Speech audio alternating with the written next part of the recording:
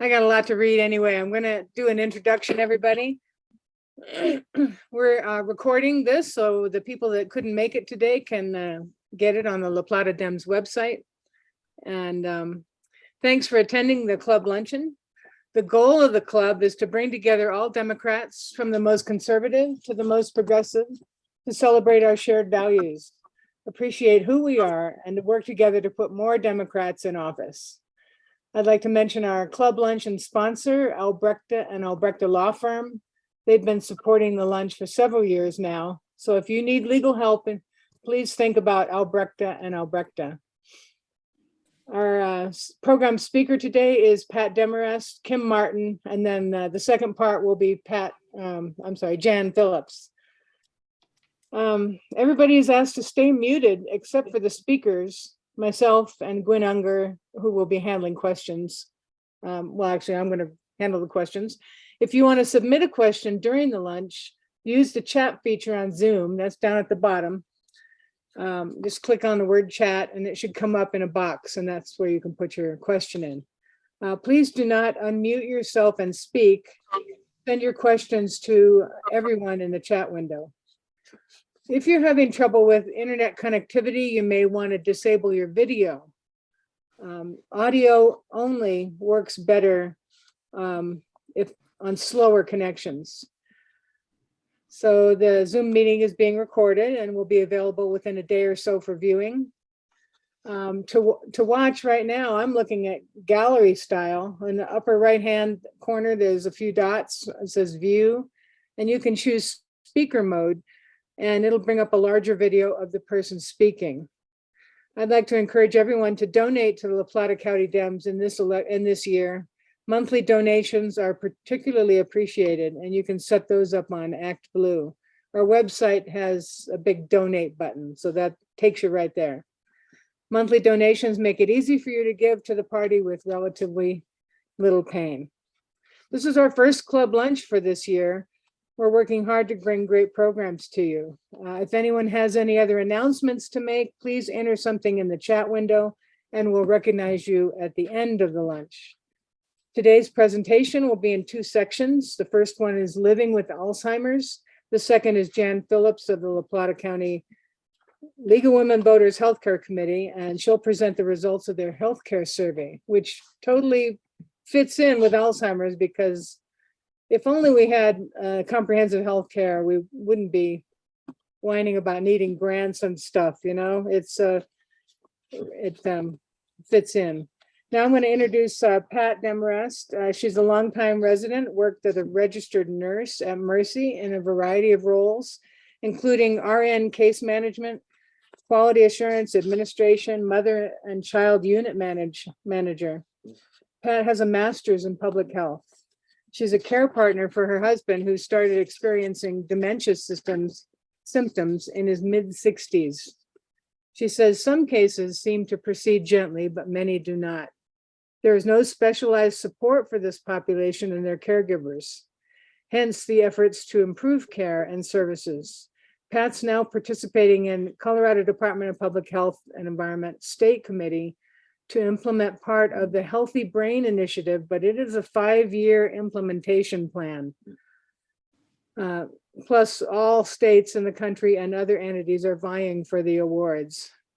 Pat is head of the Durango Dementia Coalition, more than 100 La Plata County residents working to solve our community's deficiencies. The coalition includes a number of caretakers, professionals, and a few with dementia. They've made good progress in creating a current resource list and connecting health agencies and interested individuals. And then Kim Martin is our co-presenter. She will speak about her Alzheimer's journey, from diagnosis last fall to the advocacy she is doing now. Since October, she has written 5 beautiful editorials in the Durango Herald, which are linked on our website. 4 of them are, we'll add the 5th one. Kim is also working with the Durango Dementia Coalition. She and her husband, Steve, split their time between Hesperus and Durango. She's a former instructor of Asian history, writing, and comparative cultures at Fort Lewis College. So let's welcome Pat Demarest and Kim Martin. Hello. I am Pat. My husband's 7 years into this journey, and I have to say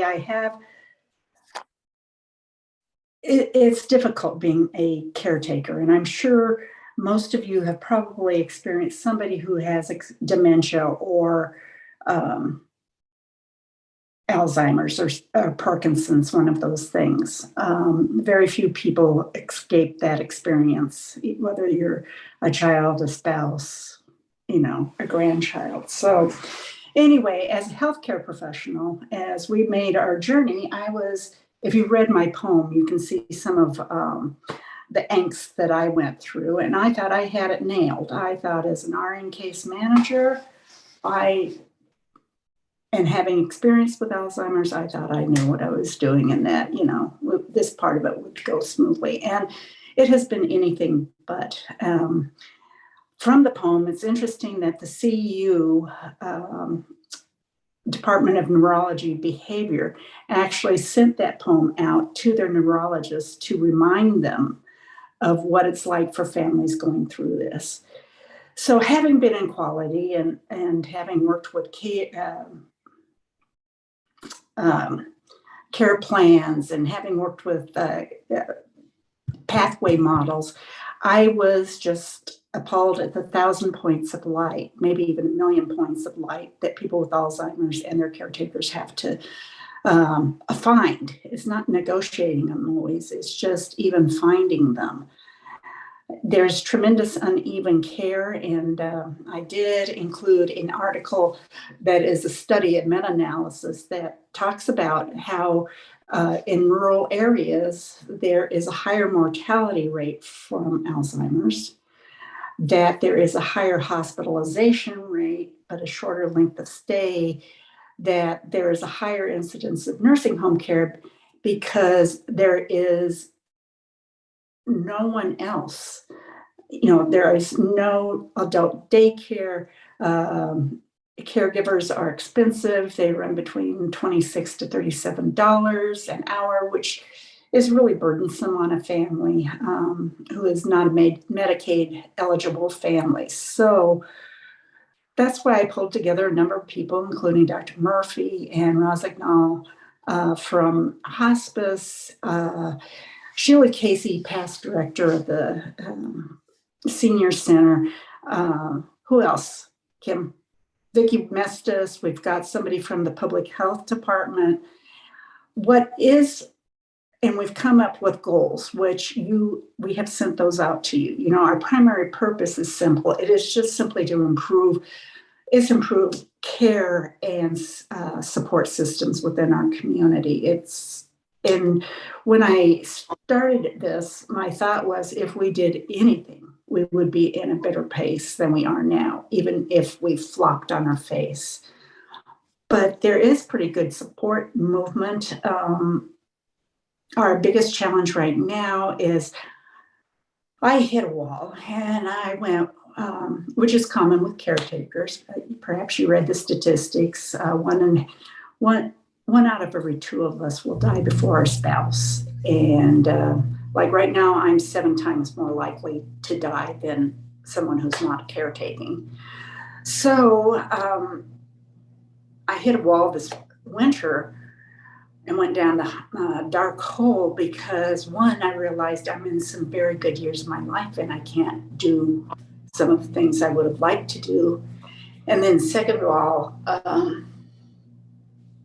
those statistics, that I might not be able to have the opportunity because of this caregiver program, or caregiver, not program, caregiver responsibilities. So anyway, I've asked to be relieved of this responsibility as a chairman, although I will certainly work on a number of things.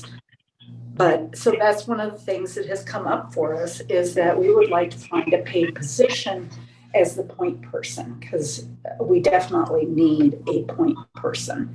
In the past, it was provided by the Alzheimer's Association. There was a woman at the senior center who provided that function, and it worked pretty well, but they, through whatever budget cuts they have, that position was deleted, and we have one representative now that is in Grand Junction.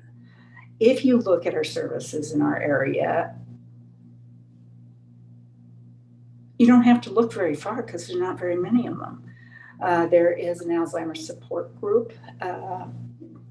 There are, when you start getting towards the end of life, there's quite a bit. There are, professional caretakers. There are assisted livings. There are nursing homes, memory care units.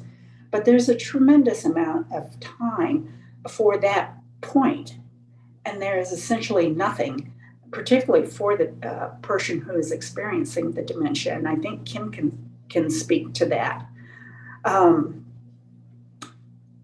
Kim? Well, do you want me to? Pat, I want you to continue, because really what I see my point as, I'm happy to respond to that. To say in part, Steve and I just kind of moved part year down here to Scottsdale where I could get medical help and integrated help and neurologists and all of this stuff, because there is nothing, not just, we live in this area that is, not only do we not have special people who specialize or are really up on dementia, healthcare, and Alzheimer's, we don't even have a gerontologist anywhere near us. So, we're in drastic need of healthcare. And Pat sent out statistics, and you'll note that 1 in every 10 people, adults, have or will have dementia. Correct, Pat? 1 in 9, and that's over age 65, and then 1 in 3 over age 85 will have dementia. And you see how big that population is growing, how much it is growing. We're talking about, hundreds and hundreds, just in where we live, who have no health care. So that's to your point. Let me just say, what I see my purpose here as being is to answer questions as well as I can based on my own experience, and also to offer to answer questions privately if people have. I'll give you my email address, and if you have something that you don't want to share with the whole group, you can talk to me privately. But go ahead, Pat. We also did some statistics, and there's approximately, if you calculate the number of our elders over 65, we actually have a slightly larger proportion than the rest of the United States, as well as the rest of Colorado. And I think that's because so many active retirees retire here, but then they get older. And, just last year, there was over 0.5% increase in the number of people with dementia. And that is huge. And it's recognized as a public health crisis. And they've enacted this thing called the BOLD Act, BOLD Act. And then now they're going out and trying to implement it at the public health level. I've been doing research because my part there is I'm like the only rural person there. And I keep saying, this is a special group. They have some of the same problems and characteristics as Hispanics and Blacks and so forth, because you have inaccessibility to care, inaccessibility to internet, unable to transport themselves. Many of them would never be able to be like Kim or like me, where I took my husband also to Mayo and were able to get a diagnosis. So I forget, where was I going, Kim? I'm going to repeat what you said, because this is critical. For the people listening to this, thank you guys for joining. It's kind of a depressing topic, but an important one, I think. And for those of you on this meeting, Zoom meeting, or I really want you to think strongly about joining our group. It costs nothing to become a member of the Durango Dementia Coalition. Pat, I'm having trouble. Well, anyway, we'll put up the email site for that, but it's not organized well because we have no one who can do IT or who has time to do IT for us. So if you know anybody who would volunteer to create a website or do some of the IT work that we need, that would be fantastic. If you know anybody who has ideas for how to get grant money to hire someone to do this, that would be fantastic. I mean, we're just growing in leaps and bounds, and have our fingers out or have our tentacles out for ways to help our community, but we don't have the work power. I mean, Pat is absolutely exhausted. She's a good friend of mine, and I know I've seen her. She can't take anything more. She needs to take stuff off her plate as fast as possible, in my opinion. Even though she's a wealth of information and energy, I have Alzheimer's. I have a short attention span. I can't remember from 1 minute to the next, not minute, but one day to the next. So my job in the coalition is just to be the spokesperson, to be out there writing these articles and meeting people, talking to people. But I can't run, I no longer can run meetings and run organizations. And the other people who Pat mentioned who are involved and completely committed to us, they have full-time jobs. They can't really do it either. So we're looking for help, even though I know that you guys aren't here to hear that plug for need of help, but we feel it badly. And I hope all of you will join the coalition. We have our steering group, and with the coalition, you primarily get our minutes and, just some other information that we send out. So, one of the first things that I personally am working on, being from the healthcare background, I went, when you get the diagnosis, you're just out there. And it takes forever to get the diagnosis. For my husband, there are things and studies you can enter if you have early dementia, like Kim has entered it. If you are identified early, you can enter these studies, which have drugs that maybe will work and maybe won't work, but at least it's an inkling of hope. It took so long to diagnose my husband, and that he was far beyond that. They just said, no, there's nothing that, will give you meds, and you go into a palliative care mode. And that's what the doctors do. That's a problem with a lot of family doctors because they're used to, I want to cure somebody. And so it's not their natural mode to think of palliative care. How do I help this person with this life-ending illness in the best way get to the end point?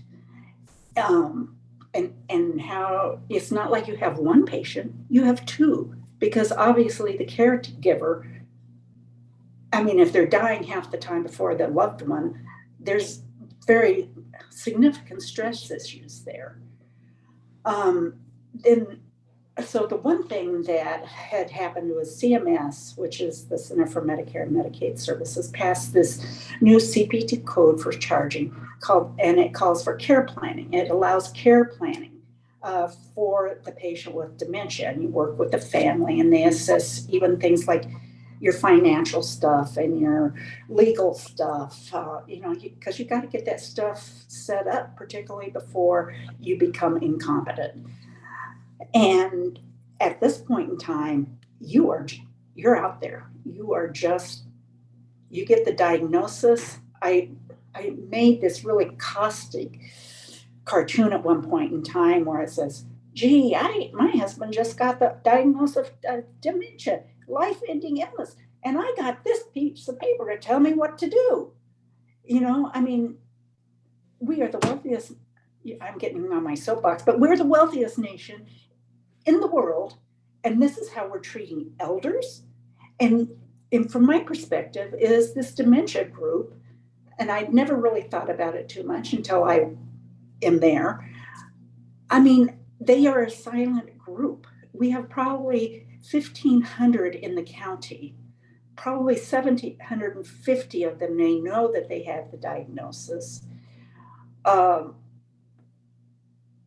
they're at all phases in the disease process, and we would like to try to create a network. But it is so hard to get the word out to people so that they can become part of the network. Circling back to the CMS code and the care planning, this would activate in the doctor's office, is paid for, and you would actually use somebody like a social worker, a nurse, a counselor to actually complete the work.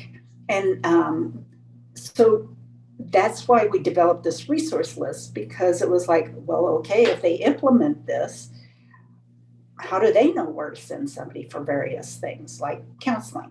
Who does dementia counseling? My husband needed dementia counseling severely. He was very, very depressed. 40 to 60% of dementia patients experience severe depression. And I called up people, I looked, where you look on the Psychology Today website, and called people, and they all said, oh no, you don't counsel dementia patients because they can't remember.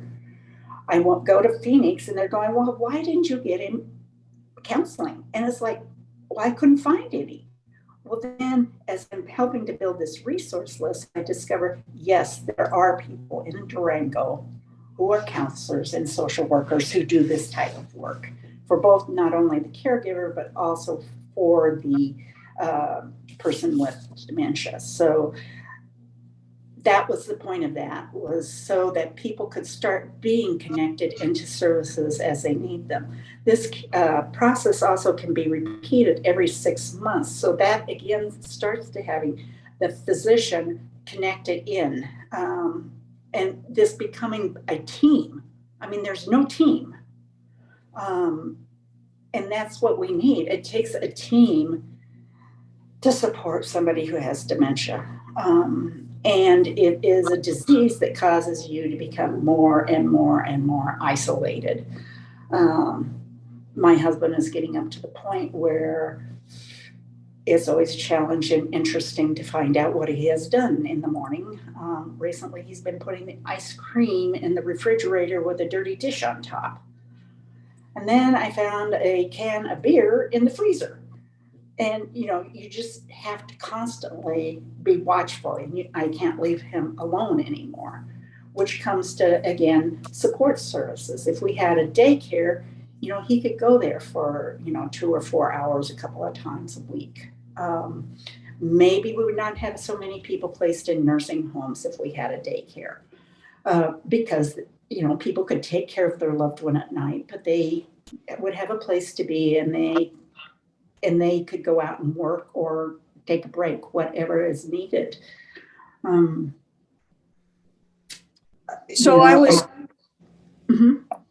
going to talk a little, Pat, and please fill in the blanks here about the Dementia Coalition and what Pat has led others of us to accomplish. And one is, and I think you got that list of resources that Pat pulled together. That's as current and accurate as it can be for the time being, but it requires upkeep at all times, because you never know who's left town, who's coming to town, etc. Our big goal, as Pat is talking about with the CMS method thing, is to get a team of medical providers who can do the work that people with dementia need, and have an integrated system. Because I don't know about you guys, but I have 6 medical portals, and I'm a healthy person. Aside from being deaf and and having Alzheimer's. I'm a very healthy person, but I still have at least 6 that I know of portals, and I can't make sense of even one of them. So if they're asking me to keep track of my own medical care, that's just absurd. It's not going to happen. So we need an integrated system. So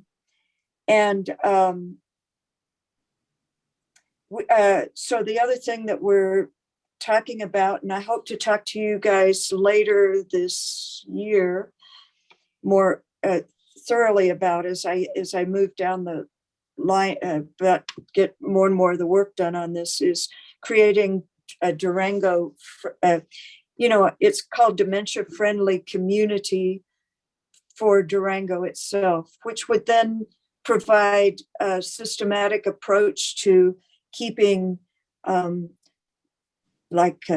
EMTs and the police and everybody, our community helpers aware of, know how to take care of people who may call in, who have brain disorders. And it would also, I'm going to go all into that later, but there's a number of things that we could do to call ourselves a dementia friendly community. And I would love to see that happen before my mind goes, which I don't know how long that will be. It certainly is going now.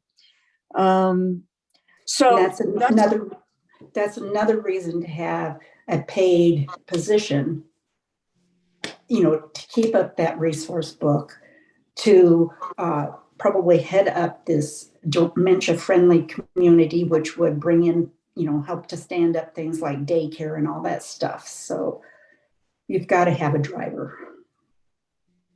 So I noticed that I see little questions popping up on my screen, but I can't get to the chats. So and Pat, unless you have something else to add at this time, shall we open this up to questions while our time?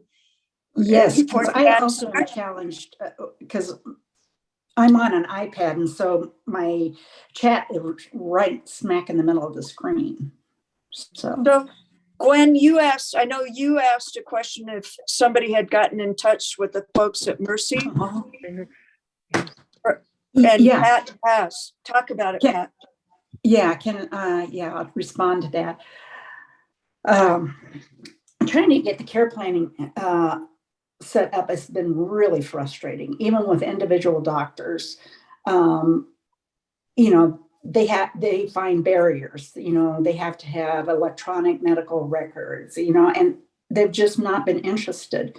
With Access, I contacted them because I thought they would probably have a large population of demented patients, and they won't even answer my phone calls.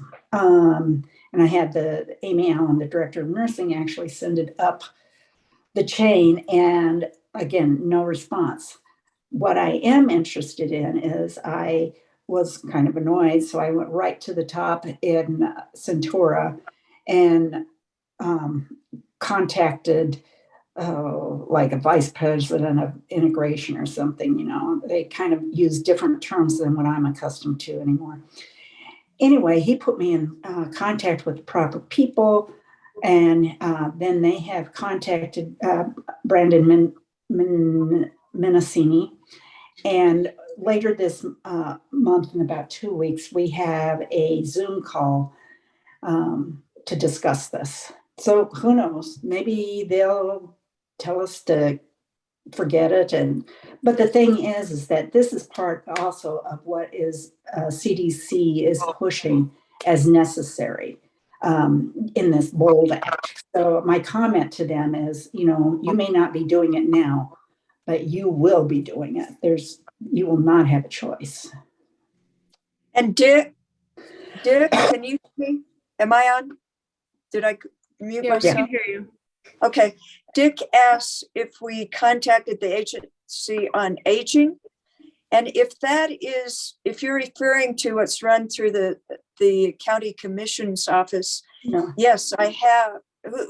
You talk about, I know we have one of the county commissioners, it's Clark, not Marsha.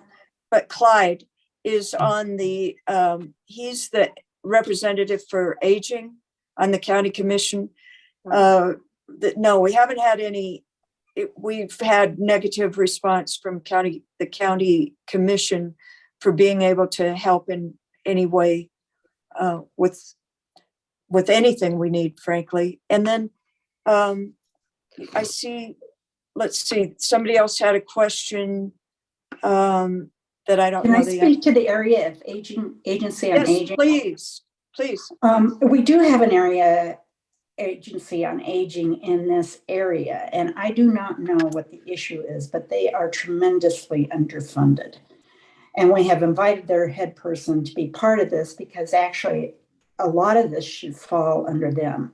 I mean, out of the three groups that are supposedly funded to help with healthcare, one is the area of aging, one is the senior center, and the other one is the health department.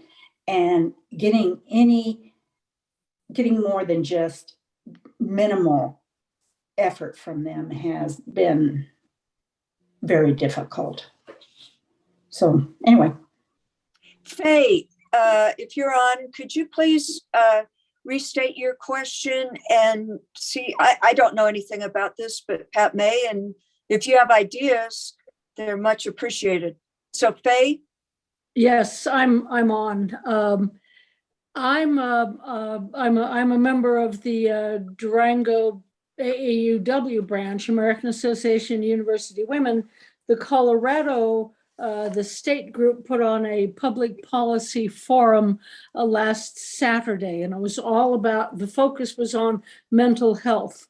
And the keynote speaker was a woman named, and that's in the chat group, Summer, it's an interesting name, Gather Cole. She's the deputy commissioner for this group. This is a new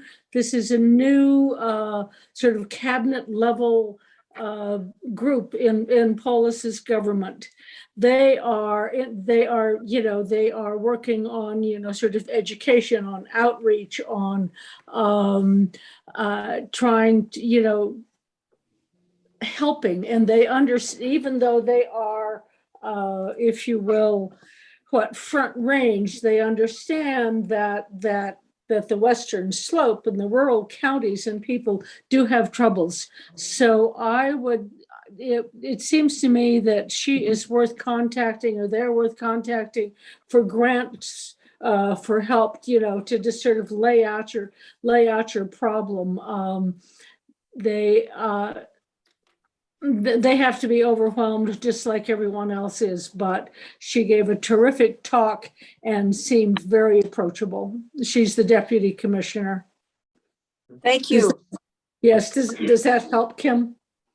I think it helps, but like I said, I'm reading it. It will be gone from my head and to-do list. I'm writing it down. I'm doing everything I can, but I won't be the one who can follow through on this. Yeah, unfortunately. I'll call her. That's kind of one of my things. Please. Is I research and then I call people and bug them, and we're starting to get a name down here. Yeah. Okay. So Pat, when you do, whoever does that, tell them that an AAUW member, and I'm the public policy liaison here in Durango, but tell them that a public policy liaison in Durango heard her talk and recommended that you get in touch. So, add every bit of pressure and contact that you can. Yes. Thank you, Pat.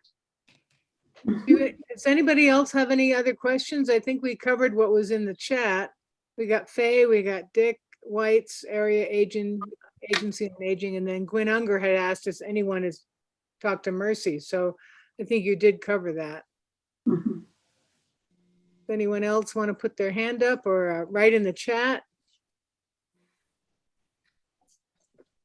Let me remind you, I've put myself out on the front line with this disease, as some of you know, and I would You know, I've met a lot of new people who I'd never known before. And I've also had a lot of people who I've known a long time who've come forward to talk privately and that sort of thing. I'm no doctor. I'm no expert in the least. I can only tell you my story and listen to yours. All right, someone said Robin Clark has a question. I also, Robin, I see Dick White's hand up too when you get a oh, chance. okay. You're right. I see. No, I'm sorry. No, I don't have. This is Robin. No, I didn't have a question. All right. Dick White? Yeah, I want to follow up on the area agency on aging. I had never known they existed until I was on the was it the Southwest Colorado Council of Governments as Durango's representative. This is probably 6-7 years ago now. It seemed to make sense that the Council of Governments might be a home to coordinate and provide administrative support for the area agency on aging. And that effort came to naught because everybody seemed to be covering their turf. Say, we want to do it in our place. It didn't help that Montezuma County wouldn't play with the Council of Governments. But my impression was that the area agency on aging was very insular. It seemed to be dominated by citizen representation rather than the county commissioners. And I came away with the perception that is a function that's not working. And your story doesn't lend any confidence to the idea that they can. It's interesting to me that I have been in contact with the one area agency from Montrose, and they are a very lively agency. In fact, one of the women had suggested that through the area agencies on aging, that they sponsor these dementia-friendly communities. And of course, no one would commit to that, probably because it's work. What I do know from Sheila Casey, who is a director there, is that there are 3 employees, and they provide a lot of service. And one woman, gosh, what was she saying? I talked to her and I went, oh gosh, this is the reason why you're not getting more funding. She was not including people they had to turn away. She just included the people they served. So it did not demonstrate greater need. So of course the government's not going to, I don't know who funds them, but the government's not going to pay you if they don't see a need. So I don't know how much of that has been an issue. What do you think, Dick? What do you think? What steps should we take next?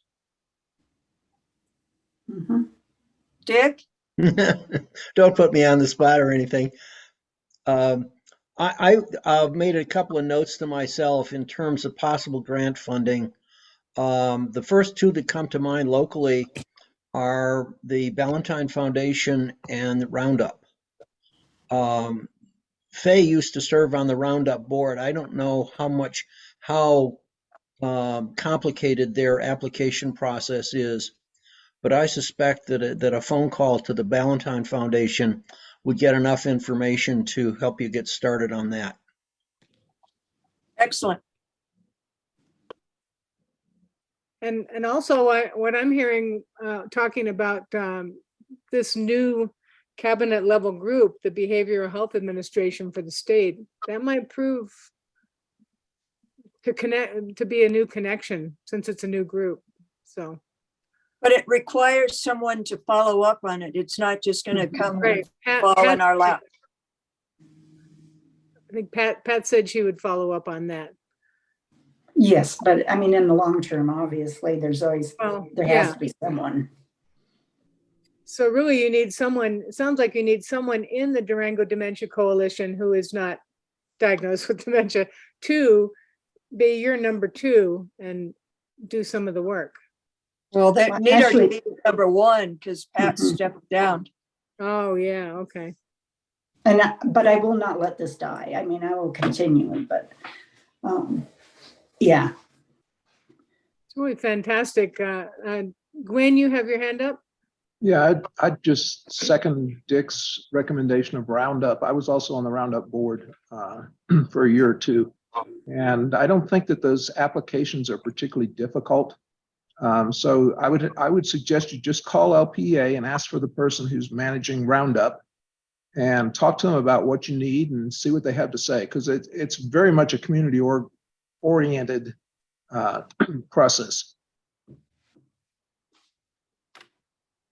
Yes, I second that. The applications are actually very simple, and you, in the end, you will be, if you make it through, you will be asked to give a short presentation, and they make the decision sort of after everybody has presented. They make the decision that day, and you get informed. So there's no long wait period once you get your application in.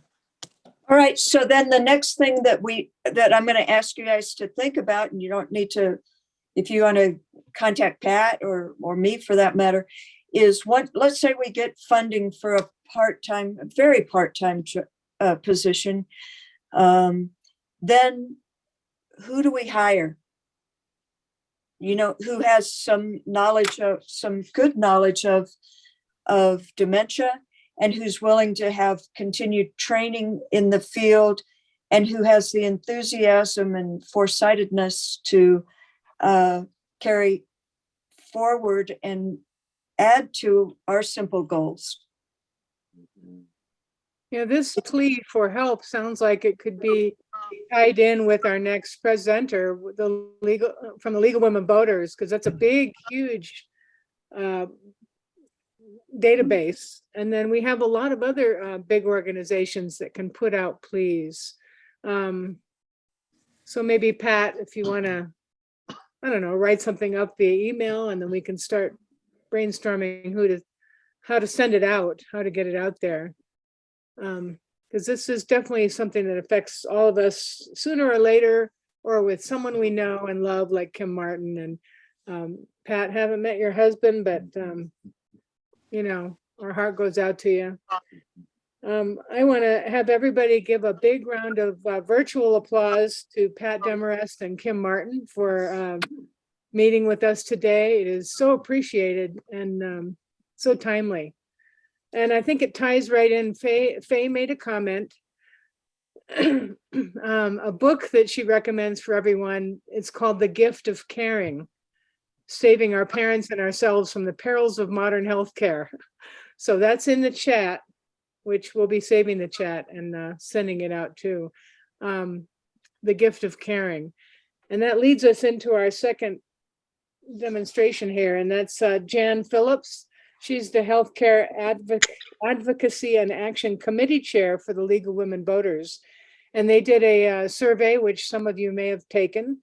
And she's going to, I'm going to hand it over to Jan now, and I will share the screen with her presentation so she can take us through it. And it's incredibly helpful stuff. Thank you. Wow. Thanks so much, Pat and Kim. What you're saying, it kind of breaks your heart. And unfortunately, I don't have a lot of good news for you, thinking about what came out, but you're right in the middle of that, of what we had with our survey. So thank you both for what you're doing, and I'm hoping we can all work together to help you a little bit farther with that. So, and thank you for inviting me here today to review the results of our county survey. And although there have been numerous community needs assessments of healthcare conducted by different local organizations, Mercy Hospital, San Juan Basin Health does it every 5 years. Oops, let's go back to the first one, Karen, please. In fact, San Juan Basin Health has a survey right now that I encourage all of you to fill out. Local First Foundation did a survey of mostly small businesses locally, and the Durangoans for Improved Healthcare, but none that specifically looked at healthcare from the patient's perspective. And we wanted to hear from other users of the healthcare system to get a better understanding of the issues and concerns and to identify areas for potential improvement, like dementia. Next slide, please. So our survey was designed to focus on these areas: demographics, what were the respondents' age, income level, education, and race. We then asked specific questions about respondents' experiences, opinions, and satisfaction level with the local health insurance, cost of healthcare, local physician and hospitals, and prescription drugs. And finally, we wanted to get an understanding of where people stood on various approaches to healthcare reform. Next slide.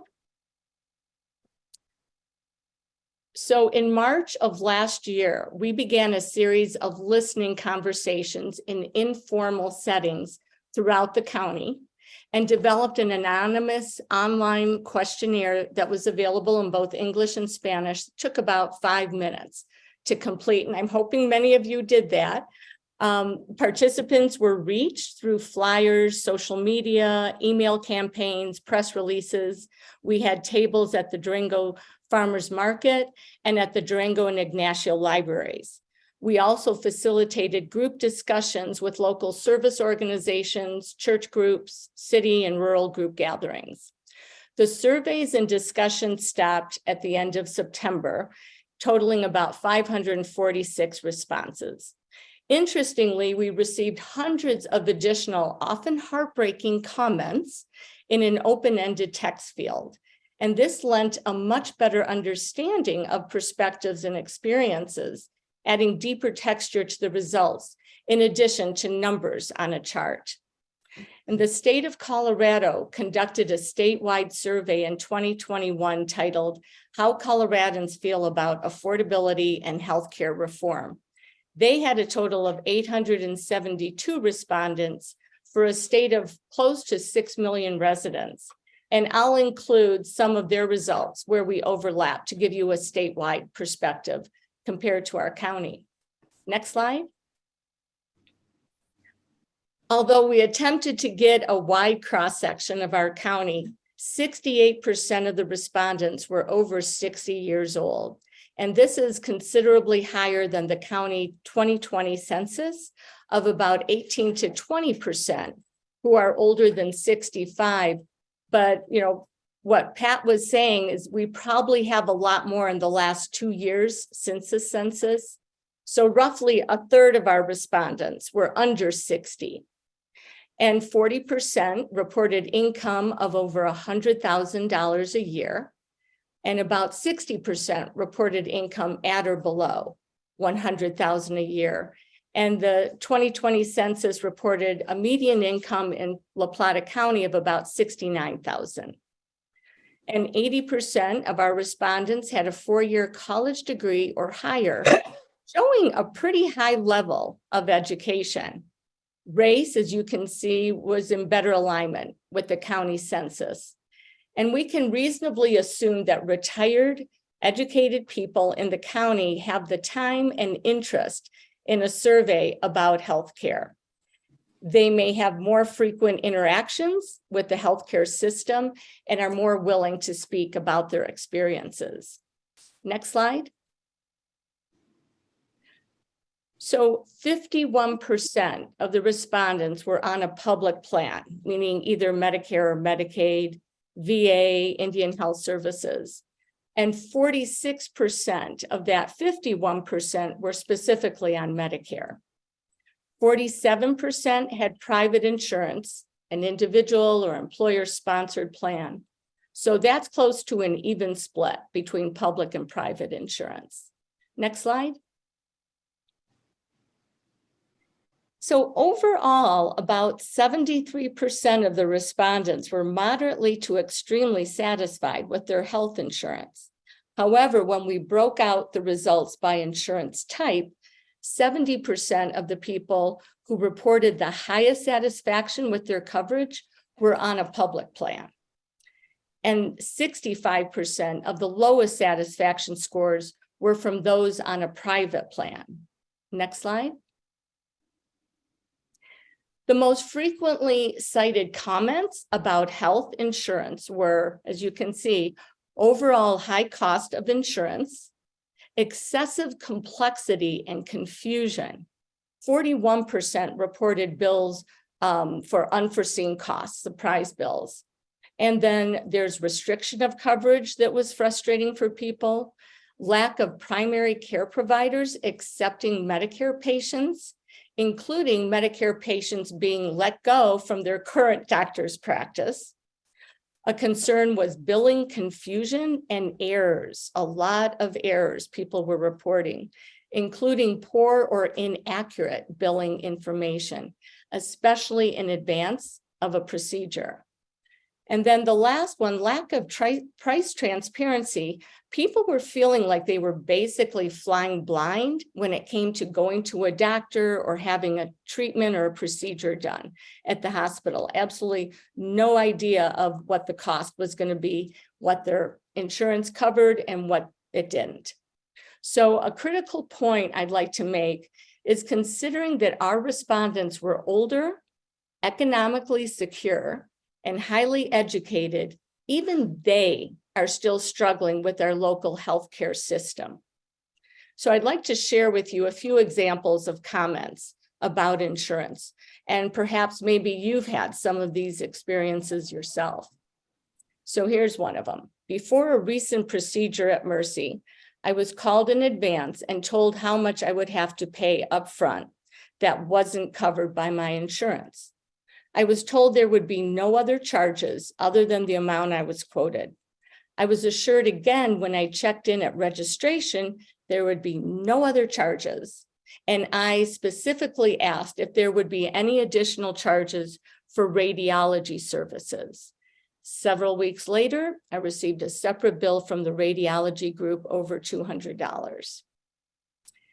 And it drives me crazy that health insurers determine which tests they pay for when my provider, a certified physician, has a medical reason for me to do the test. And since the survey ended, I've had several people reach out to me with their personal stories, and there was one in particular I'd like to share with you today. It had a pretty big impact on me. The day before a scheduled breast cancer surgery, I was filling out my e-registration.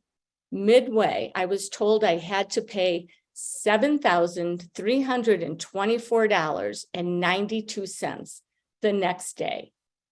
I couldn't finish registering until I paid. I then received a notice on my computer that surgery would be canceled unless co-payments were paid upfront on the day of surgery. So I ended up paying it. But please let that sink in to all of you. $7,300 is a hefty amount for anyone to have to pay upfront, and let alone within 24 hours of their surgery. And so many people have fewer resources and would have needed to cancel the procedure. And then they continued, after I received my insurance, I reviewed my insurance policy. My portion should only have been $1,000, which is still substantial, but a lot less than what they had to come up with. And it took a month for them to get the refund. Next slide. It's notable that among respondents, 58% with private insurance delayed seeking care. And then conversely, 37%, which also isn't a small number, with public insurance delayed seeking care for cost reasons. And those numbers are pretty outrageously high on both sides. As a comparison, the Colorado statewide survey recorded that 45% of Coloradans have put off a recommended medical procedure or treatment. Nationwide, that percentage of Americans reporting postponement of medical treatment in 2022 due to cost was 12 points higher in just this 1 year in 2022 at 38%, which was the highest in Gallup's 22-year history of recording this concern. And as most of you know, and especially if you're in the medical field, earlier intervention with healthcare has huge benefits. For example, it's generally cheaper to treat high blood pressure now rather than heart failure later. And looking at trends by hospital systems in Colorado shows they're more interested in opening profitable, freestanding emergency rooms or surgical centers than primary care clinics. Hospital systems today tend to focus on, not to focus on preventive services that may head off serious illnesses and manage chronic diseases.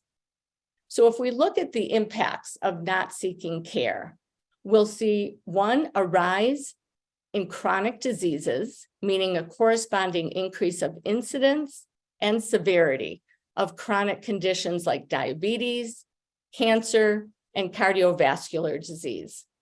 Unmanaged chronic illnesses predisposes us to worse health outcomes, including experiencing a greater number of preventable deaths. And this is reflected in the declining life expectancy we have in the US. We're at a 25-year low, and we're down to 76 years is our average life expectancy. And just for comparison, the UK and Germany come in at about 80 years, Canada and France, 82 years, and Japan's life expectancy clocks in at 84.5 years. And all of these countries suffered during the global pandemic, but we didn't recoup like other wealthy countries, nor did they suffer even close to the 1.1 million number of deaths, even when we correct that for population size. And data shows that white, educated, and insured populations in this country have much worse health than their peers internationally, who've been using universal healthcare systems for decades. So why is the life expectancy in the US lower than other industrialized nations? Because of underperforming healthcare system. According to a report by the National Research Council, the amount of money we pour into healthcare is not reflective of positive outcomes like life expectancy. So delaying care for treatment has another impact. There's an economic impact. When workers are too sick to work, families starve. Economies need people to work, so there's a built-in incentive for a healthy economy to make sure that everyone has access to affordable care. And then there's social determinants of health. Poor health is a major cause of homelessness. We can attest to this problem right here in La Plata County. The loss of employment due to poor health becomes a vicious cycle. Without funds to pay for healthcare and the deductibles that you have, even with employer-sponsored insurance, we can't have treatments, we can't buy medications, have surgeries, you can't heal to work again. And without income, you can lose your home. Without work, you can lose your health insurance. This is the downward spiral of our current healthcare system. And if you talk to social workers, they'll tell you that well over 50% of the homeless are in that situation due to our outrageously expensive healthcare system. And also higher cost of care results in bankruptcy. And although we don't have local data, we did receive concerning comments about medical-related bankruptcy along with plunging credit ratings. Nationwide, over 100 million Americans, that's about 41%, are in healthcare debt. Debt is the single biggest cause of personal bankruptcy.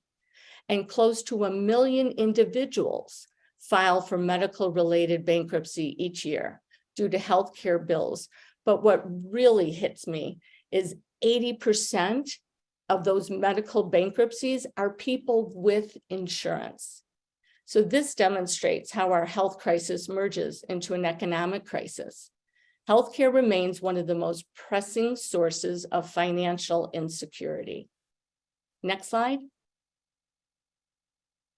So how did our local healthcare physicians and hospitals do? Respondents generally expressed low to moderate levels of satisfaction with local hospitals and physicians. However, the quality of hospitals and physicians and length of time to get an appointment received the lowest ratings. A frequently stated comment included a concern for access to a full array of healthcare services locally, dementia care, and many others. Many mentioned needing to fly or drive elsewhere for specialist or emergency care. And I think Kim can attest to this. And this may reflect the lower number of primary care physicians and specialists for our population.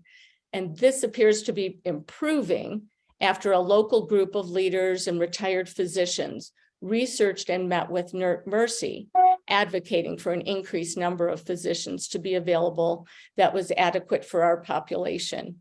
And it does seem like the numbers are going up a little bit, but we shall see. The survey ended before we found out in October that Centura was halting tubal ligations at Mercy. The League of Women Voters' position is that reproductive care is essential health care and a fundamental right.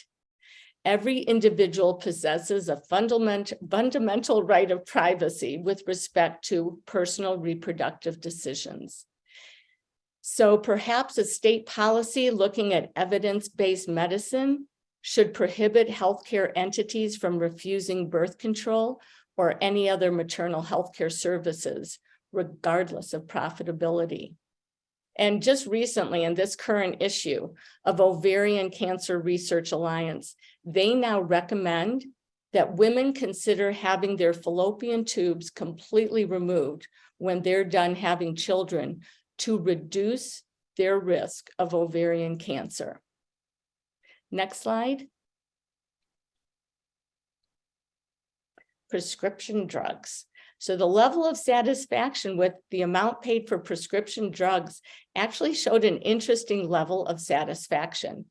Here's where we may see the effect of the higher income and a high number of Medicare respondents. But further clarification in the comments section stated the most commonly mentioned frustrations with prescription drugs were the cost of drugs, the wide range of price differences for the same drug, and confusing insurance policies regarding drug coverage. Next slide. So we looked at healthcare reform, and we found that respondents agreed that the current system is in need of reform and government intervention was necessary.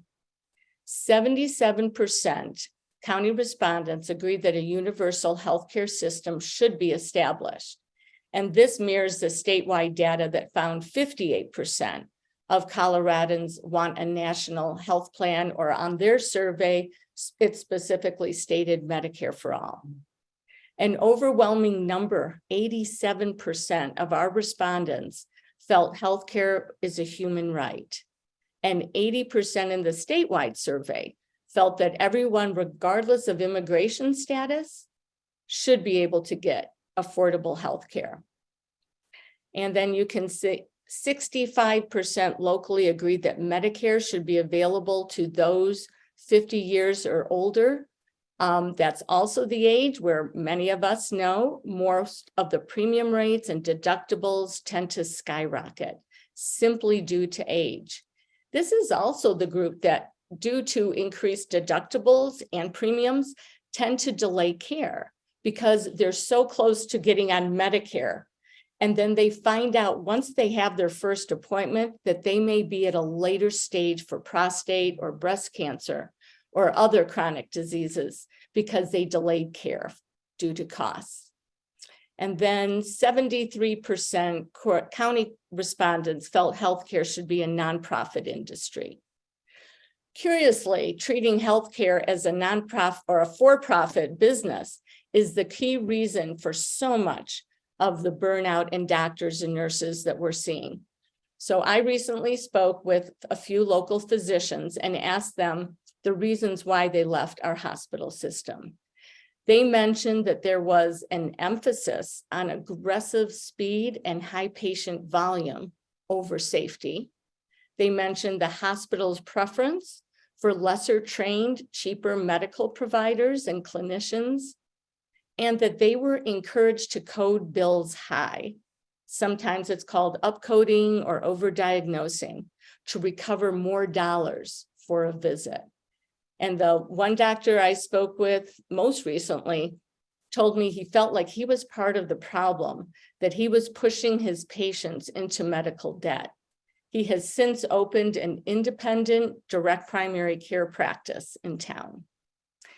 And according to Medscape in 2023, across the country, physicians have said their workplaces are understaffed and that they were overworked. Many of our physicians feel that they're often being forced to violate their Hippocratic oath by not being allowed to follow best medical practices for their patients' well-being. And I'm wondering if any of you happened to read an op-ed written by a physician this past Sunday in the New York Times. It was titled, "Doctors Aren't Burned Out from Overwork, We're Demoralized by Our Health System." And it was an extremely honest accounting by a physician who is frustrated with our health system. He states, for decades, at least tens of thousands of preventable deaths have occurred each year because healthcare here is so expensive. With regards to profit-driven system, a local survey respondent pointedly commented, healthcare should not be treated as a financial asset to be maximized. It's a public good. And 70% of our respondents thought the US government should finance healthcare for all citizens, and 82% agreed that the government should be allowed to negotiate drug prices for Medicare. Next slide, please. So although our population demographics are certainly skewed in favor of an older population, when we sliced and diced the data to look at younger respondents, we still came up to the same conclusion, that the primary problems we're facing in La Plata County are complexity, affordability, and accessibility and availability. So how do we improve and streamline the delivery of healthcare? How do we create price and billing transparency and improve billing accuracy? How can we improve insurance coverage, simplify policy rules to better understand them, and clarify what drugs are covered? And then with regards to affordability, what can be done to address the fact that the Western Slope, including La Plata County, has among the highest hospital and insurance prices in the state, let alone the country? Colorado is one of only 2 states, that includes Alaska, that ranks at the top for each hospital costs, prices, and profits. And nationally, health insurance companies raised prices 24% last year, 2022, and made nearly $12 billion in profits just in one quarter, the last quarter. So Colorado has been the 5th in the nation for a while for hospital prices, while considered the healthiest state in the country. It's kind of mind-boggling. And then with regards to accessibility and availability, are we recruiting and retaining, not just recruiting, retaining enough providers for our growing population? And what is being done to monitor that on a county-wide level? How do we ensure that we have enough providers for in-demand healthcare services, reproductive health, dementia care, primary care, disease management, preventive care, and behavioral health? The bottom line is that healthcare is too expensive and it creates undue stress for too many people in our community. And clearly there are no simple solutions to these problems. Every community is different, and as a result, efforts to improve health will vary. However, there is one constant. When people work together with a shared vision and commitment to improve health, it can yield better results than working alone. Last slide. And so this is why we believe there's a benefit to engaging key local stakeholders, community leaders, businesses, health systems, healthcare providers, health insurance providers, and other organizations to address our community health issues and explore possible realistic solutions, but in a coordinated fashion. Myself and my husband, Greg, representing the League of Women Voters, Leanne Jalon representing the Public Health Department, Doug McCarthy from Local First, Rick O'Block and Bill Wilson from Durangoans for Improved Healthcare, and they're the group that looked into the physician deficits, have been meeting over the past few months to explore what sort of entity could be structured and facilitated and who would participate. We envision a process of forming specific work groups with particular focus areas to do the research, identify best practices, propose solutions, and develop action plans. We envision this as a temporary coalition. Our goal for a coalition is to limit duplication of effort, increase communication within groups and organizations, improve communication to the public, and to improve overall quality of life and health for the people in our community. So thank you for inviting me to share the results of our survey and the work of the League of Women Voters.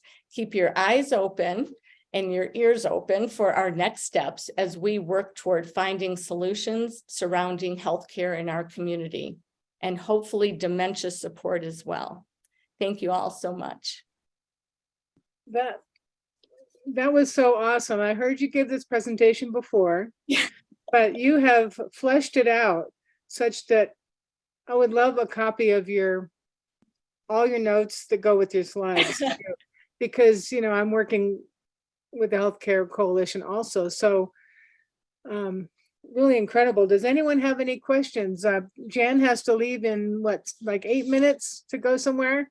Yeah. So we have questions available. I don't see any in the chat, except Dick White mentioned, be sure to share this presentation and related information to Barbara McLaughlin, our representative, and Don Coram, our state senator.